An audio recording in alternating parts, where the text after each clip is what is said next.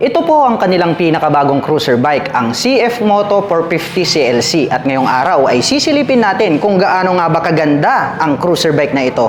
Yan ang ating aalamin ngayon. Tara!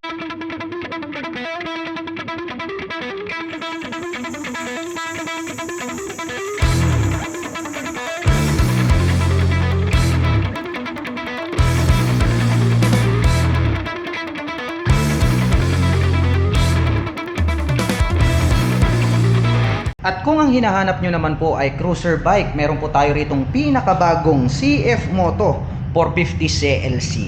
Ito pong kanyang main headlight is bilugan po siya dahil ito pong mga iconic design nito pong mga classic big bike ay talagang rounded shape. Ito pong kanyang mga ilaw. Mayroon po itong partition dito sa gitna. May nakalagay po dyan na CF Moto in chrome color. At nandito po yung kanyang high beam and low beam. At nagkaroon pa po pala siya rito ng tatlong guhit na daytime running lights, which is very attractive dahil nagkaroon po siya ng modern design. Ito pong kanyang headlight cover is mayroon po siyang chrome color dito sa top along with glossy black color. At bilugan din po, napanatili po nila ito pong classic design nito pong cruiser bike dahil bilog din po ito pong kanyang turn signals. At located po ito dito sa bandang itaas, kaya very visible po yan day or night time kapag kayo po ay kakaliwa at kakanan. At para sa akin, napakaganda ng dating nito pong kanyang USD or ito pong kanyang upside down telescopic fork. Glossy black naman po yung kanilang ginamit dito. Yung kanyang tip dito sa bandang itaas is silver color. At dito po sa kanyang front fender, nagkaroon po pala siya dito ng glossy black na tubular na brace, which is very attractive. Classic na classic yung kanyang dating. Mayroon po pala siya ritong cover dito po sa kanyang front suspension. At may nakalagay po dito na light reflector na yellow color, oblong naman po siya. At may naka-intact po rito na CF Moto. At ito pong kanyang cast wheel, very attractive, no? Parang star design. Ito po ay combination ng matte black at may chrome color po siya rito na finish. At ito naman pong kanyang gulong rito po sa harapan, ito po ay mayroong sukat na 130 by 90/16. Napakakapal po nito pong kanyang front tire. At ito po pala ay CST na po yung kanyang brand. At ito po ay tubeless. At ito naman po ay gumagamit ng single rotor disc brake. Napakalaki nitong kanyang rotor disc brake with 2-pot caliper na matte black. Dumako naman po tayo rito po sa bandang itaas. Silipin po natin ito pong kanyang fully digital meter panel display. So gaya ng sabi ko sa inyo, napanatili nila yung pagka-classic nitong cruiser bike na to dahil bilugan po yung kanilang ginagamit para po sa kanyang mga disenyo. Even though ito pong kanyang mga side mirrors, ayan o, bilog na bilog. Kaya masasabi natin na napakaastig ng dating nito pong kanilang pinakabagong cruiser bike. Naka-naked handlebar naman po ito, nakahang po siya rito, diecast yung ginamit, matte black color po siya. At pagdating naman po rito sa kanyang mga button selector dito sa kaliwa, may high beam and low beam, included na po yung passing light. May 4 button selector para po dito sa navigation sa kanyang digital meter panel display. Nandito yung kanyang turn signal selector at ang kanyang horn. At ito pong kanyang clutch lever is matte black din po siya at adjustable na po siya. Yung end bar niya, dito po nakalagay, ito pong kanyang side mirror na bilugan. Habang dito naman po sa kabila, mayroon po itong hazard. Nandito yung kanyang electric starter at converted na rin po siya ng engine kill switch. Matte black din po ito pong kanyang front brake lever at ang kagandahan niya ay adjustable na din po siya. CF Moto din po yung kanyang brand name. Mapunta naman po tayo rito sa kanyang fuel tank. Wow, napaka-flawless nito pong kanyang fuel tank at napakakinis, no? May nakalagay po rito na 3D emblem na CLC and then CF Moto. Yan po yung kanyang brand name and then model. Anyway mga ka-LM, ito po pala ay mayroong 12 liters na fuel tank capacity. Kaya talagang malayo ang inyong mararating sa isang full tank. At ang atin pong pinakabagong cruiser bike na CF Moto 450 CLC ay mayroon pong 705mm na seat height. Ngayon naman po ay susubukan nating sakyan para maipakita ko sa inyo kung gaano nga ba ito kataas. Sobrang baba nito mga ka-LM. Kayang-kayang i-maneuver nito ng 5 flat and above. Kitang-kita nyo naman flat-footed tayo rito. Anyway, my height is just around 5'6". Highly recommended po ito para sa mga kababayan natin na hindi naman masyadong katangkaran. At ang kagandahan nito pong kanilang cruiser bike, ito pong kanyang upuan. Dahil bilugan po yung pagkakadisenyo, separated po ito pong ating back rider seat. At ang kagandahan niyan is detachable po ito. Pwede nyong tanggalin kapag kayo po ay magso-solo ride. Matte black color naman po itong kanyang seat cover. Malambot itong kanyang upuan. Matibay ang pagkakatahi. May nakalagay rito na CF Moto, and then mayroon na rin po siyang belt dito. At dito naman po sa kanyang side cover, glossy black finish naman po siya. May minimal po rito na decal na gray color. At nagkaroon po pala siya ng touch ng silver color dito sa bandang gitna. Meron pa po siyang additional dito na side cover. Dito po malapit sa kanyang chassis o dito po sa kanyang body frame na tubular. At ito naman pong kanyang engine, metallic yung pagkaka-finish. May nakalagay naman po rito na silver color. At may nakasulat po dyan na experience more together. Speaking of engine mga ka-LM, ito po pala ay mayroong 450 cubic centimeter engine displacement. Naka 2-cylinder dual overhead cam, 4-stroke with 4 valve per cylinder. At nakakapag-provide naman po ito ng maximum power na 30 kilowatt at 8,000 RPM. Habang nakakapagbigay naman po ito ng maximum torque na 42 Newton meter at 6,250 RPM. At idagdag ko lang mga ka-LM, dito po sa kanyang front braking system, equipped po pala ito ng dual channel ABS. So both front and rear ay meron na po siyang anti-lock braking system.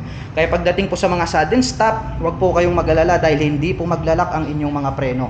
Kaya maiiwasan nyo pong madisgrasya. At bukod dyan, meron na din po pala siyang traction control. Wow!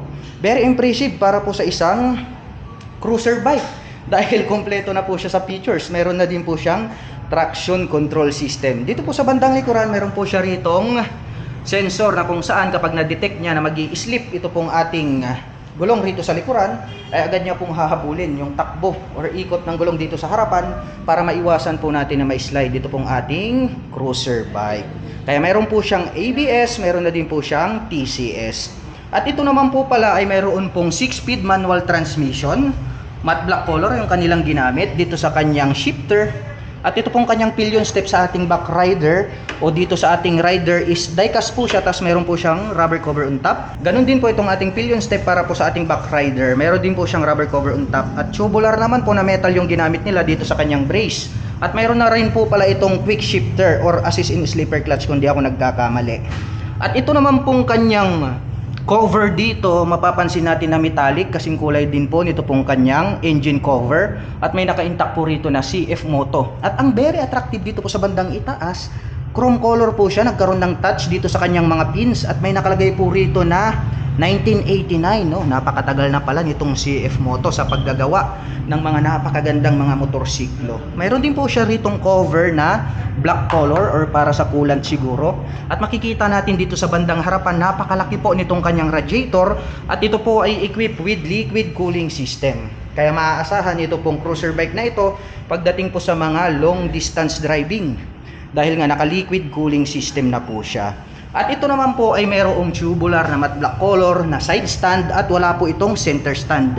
At ang very attractive at impressive para po dito sa kanilang cruiser bike ay hindi po pala ito naka-chain drive. Naka-belt drive po siya. So ang kagandahan niyan pag belt drive is bago po kayo magpalit ay kailangan nyo po munang ma-reach yung 40,000 kilometers. Unlike po sa mga chain drive, siguro mga 15,000 kilometers lang po siya. So nakapagpalit na kayo ng 2 times sa chain, sa belt ay isang beses pa lang.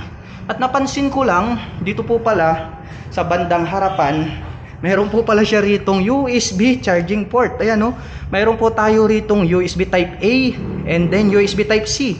Meron tayong normal at fast charging para naman po sa mga mahihilig mag long rides, nothing to worry about dahil kapag nalobat ang inyong dalang mga gadgets or mobile phones, pwede po kayong mag-recharge anytime, anywhere.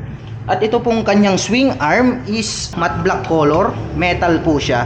At dumako naman po tayo rito po sa kanyang rear fender, napakahaba at napakalapad. Nagkaroon po siya ng plastic cover dito.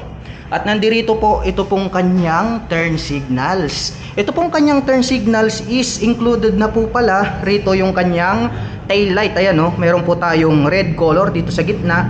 At yung rounded shape naman dito na LED lights, yan po yung kanyang turn signals. Bilugan din po, ito pong kanyang mga turn signals. May nakalagay po pala rito sa bandang itaas na CF Moto.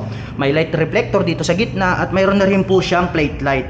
At ito pong kanyang rear fender, ang kanyang nagsisilbing plate holder. Mapunta naman po tayo rito sa kanyang rear braking system. Equip po pala ito ng single rotor disc brake with single pot caliper na matte black. At ito pong kanyang cast wheel is combination po ito ng glossy black and then chrome color. At ang sukat naman po nito pong kanyang gulong rito po sa likuran, ito po ay mayroong sukat na 150 by 80/16. Napakalapad, no?